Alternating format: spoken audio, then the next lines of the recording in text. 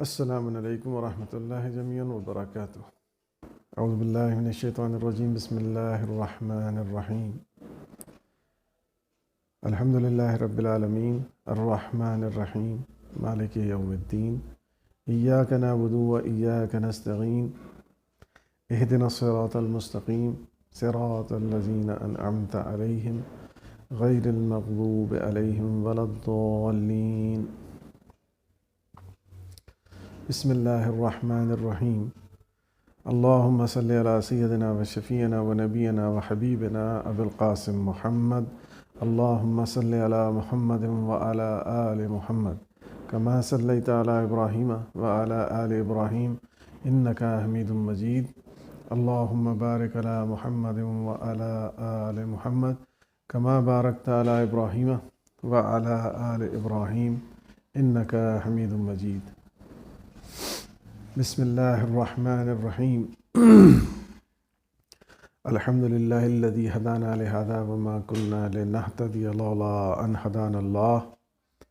تمام تعریف اس اللہ کے لیے جس نے ہمیں ہدایت بخشی اور ہم کبھی ہدایت کو نہ پہنچ سکتے تھے اگر وہ ہماری رہنمائی نہ فرماتا۔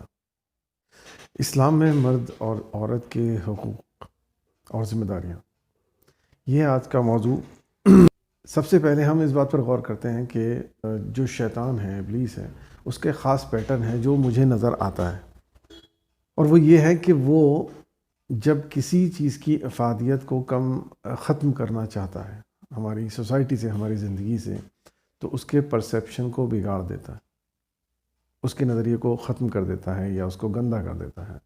تو اس تعلق سے، اس نظریے کے تعلق سے کہ مرد اور عورت کی کیا ذمہ داریاں ہیں ہمارے سوسائٹی میں، یہ ایک بہت طویل بحث ہے جو ایک زمانے سے چھڑی ہوئی ہے، اور اس میں دو فریقین ہیں۔ ایک اس بات کی وکالت کرتا ہے کہ عورت کو گھرداری یعنی کہ گھر کے اندر کے امور انجام دینے چاہیے، اور مرد کو باہر کے، مرد کو ذریعہ معاش کے تعلق سے کوشش کرنی چاہیے، وہ وسائل فراہم کر دینے چاہیے جو ایک زندگی گزارنے کے لیے ضروری ہوتے ہیں، اور عورت کی ذمہ داری ہے ان وسائل کے ذریعے اس گھر کو صحیح طریقے پر چلانا، اس کو درست رکھنا۔ دوسرا طبقہ ہے جو کہتا ہے کہ یہ کلاسیفیکیشن اور یہ جو ذمہ داریوں کا بٹوارا ہے یہ ناانصافی ہے، اور عورت کو ایک چار دیواری میں بند کر کے رکھ دینا گویا کہ یہ ایک جیل ہے، وہ اس کو جیل سے تعبیر کرتا ہے۔ تو کہنے کا مقصد یہ ہے کہ یہ بحث اپنی جگہ، لیکن اسلام کے نقطہ نظر سے یہ ڈویژن ہی غلط ہے۔ یعنی اسلام کا نظریہ یہ ہے، قرآن کا نظریہ یہ ہے کہ یہ زندگی کے تین شعبے ہیں، ایک گھرداری، دوسری تربیت، اور تیسری اکانومی۔ اور گھرداری اور اکانومی کی ذمہ داری دی گئی ہے مرد کو کہ وہ روٹی، کپڑا اور مکان مہیا کرے، اور عورت کو ذمہ داری دی گئی ہے تربیت انسان کی۔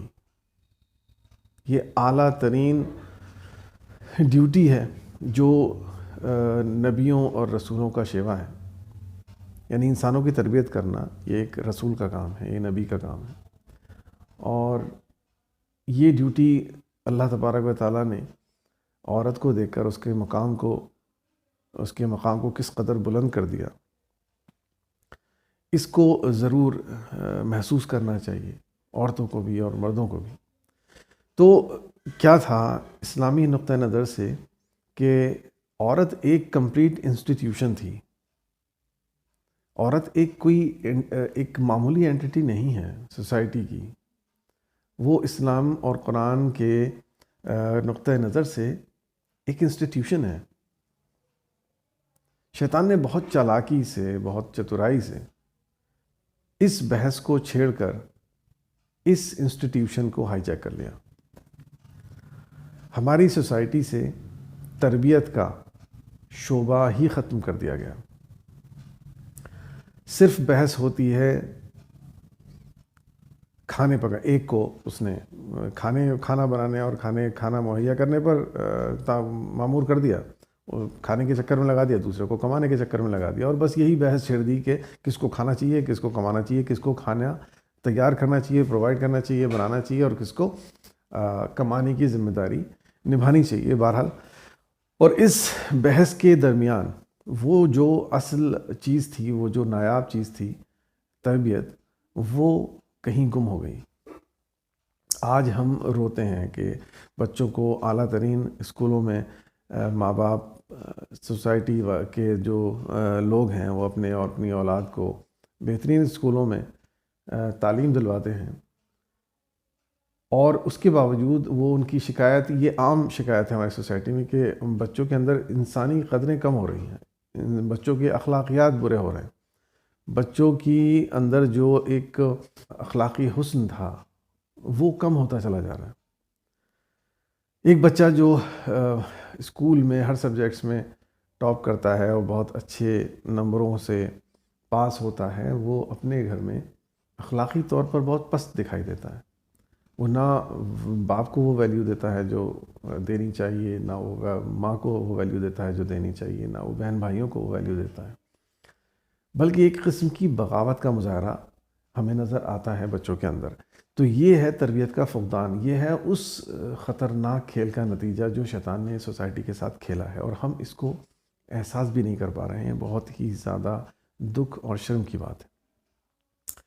تو ضرورت بات کی ہے کہ بھائی اس کلاسیفیکیشن کے اوپر بالکل بات نہ ہو، بحث نہ ہو، بلکہ مدعا یہ لانا چاہیے کہ تین شعبے ہیں، ایک گھرداری اور ایک تربیت اور ایک فائننس یعنی اکانومی اور گھرداری کی ذمہ داری مرد کو دی گئی ہے، اور عورت کے ذمہ صرف تربیت دی گئی ہے۔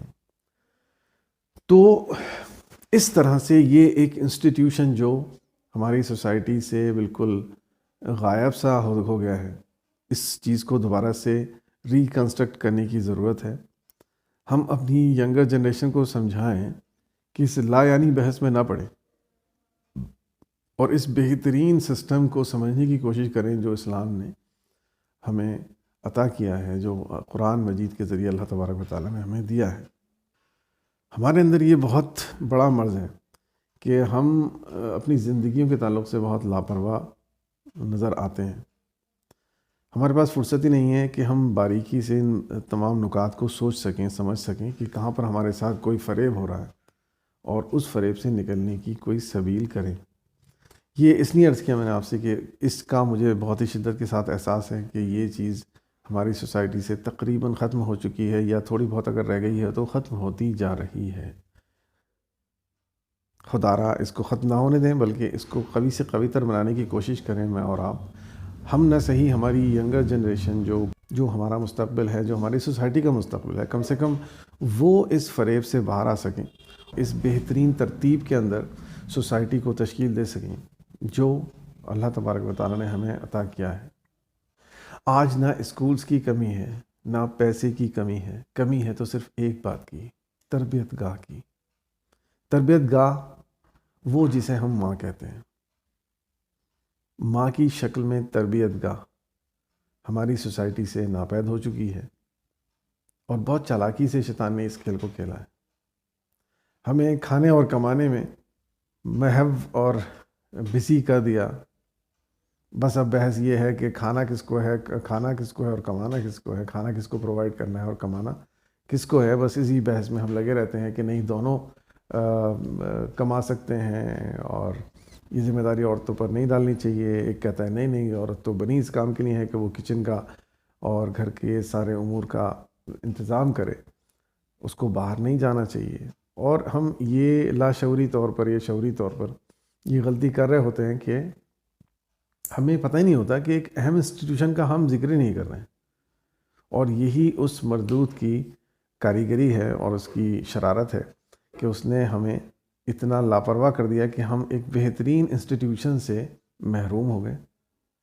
جب تک وہ انسٹیٹیوشن دوبارہ سے ہماری سوسائٹی میں تشکیل نہیں پاتا، ہم کسی صحت مند سوسائٹی کا تصور نہیں کر سکتے، چاہے ہمارے بچے ڈاکٹر بن جائیں، انجینئر بن جائیں، لائر بن جائیں، یا کچھ بھی بن جائے، تربیت وہ گوہر نایاب ہے جس کے بنا زندگی نامکمل ہے. زندگی میں کوئی چاشنی باقی نہیں رہتی، زندگی میں کوئی خوبصورتی باقی نہیں رہ سکتی اگر انسان کی تربیت نہ ہو. انسان کے اندر تربیت کی اگر کمی رہ جائے تو اس کو کوئی بھی پورا نہیں کر سکتا. ہماری سوسائٹی کو اچھے انسانوں کی ضرورت ہے بھائی. ایک اچھے انجینئر، ایک اچھے ڈاکٹر، ایک اچھے لائر، ایک اچھے مینیجر، ایک اچھے اکاؤنٹنٹ، ایک اچھے میتھمیٹیشین اور ایک اچھے سائنٹسٹ سے زیادہ ضرورت ہے اچھے انسانوں کی. Please realise this. Try to understand this. Reconstruct that institution which is called تربیت، ٹریننگ. ہم بڑے آرام سے کہہ دیتے ہیں کہ ماں پہلی درس گاہ ہوتی ہے بچے کے لیے، لیکن ہم غور نہیں کرتے کہ وہ درس گاہ کہاں ہے. ہمیں تو اب نظر نہیں آتی وہ درس گاہ. وہ صرف الفاظوں میں رہ گئی ہے، وہ صرف باتوں کی حد تک محدود ہو کر رہ گئی ہے. ہم جب یہ بولتے ہیں تو بولنے کے وقت بھی ہم اس کو احساس نہیں کرتے کہ یہ تربیت گاہ ہم نے کہاں کھو دی ہے. اس کا تو نام و نشان ہی نظر نہیں آتا. اب ماں بچے کو اگر ڈانٹتی ہے تو اس بات پر کہ اس نے ہوم ورک پورا کیوں نہیں کیا. اب ماں اگر کسی بچے سے محبت کرتی ہے، شفقت کرتی ہے، تو اس لیے کہ وہ ٹیسٹ میں بہت اچھے نمبر لایا ہے. یہ وہ تصویر نہیں ہے. یہ وہ تصویر نہیں ہے جس کے تعلق سے ہم نے قصے کہانیوں میں سنا ہے. یاد رکھیے گا، جب انسان کی اخلاقیات زیر بحث آئیں گی محشر میں، تو سب سے زیادہ کلاس لگنے والی ہے ماؤں کی، کیونکہ یہ ان کا ڈپارٹمنٹ تھا جس کے ساتھ بہت لاپرواہی برتی گئی ہے. تو خدا را ڈری ہے اور وقت رہتے اس کو کریکٹ کریے. مرنے کے بعد کوئی یو ٹرن نہیں ہے. ٹائم از ون ڈائریکشنل، یہ کبھی لوٹ کر نہیں آتا. تو جو آج کر سکتے ہیں آج کیجیے، کل پر مت ٹالیے، اور اپنی زندگیوں کو تبدیل کرنے کی کوشش کریے. کمفرٹ زون سے باہر آئیے. زندگی کا نام صرف پڑھنا اور جاب کرنا اور اپنی بلڈنگ کھڑی کر دینا اور ایک کار کھڑی کر دینا اور اس کے بعد میں بچوں کے حوالے کر کے اس دنیا سے کوچ کر جانے کا نام نہیں ہے.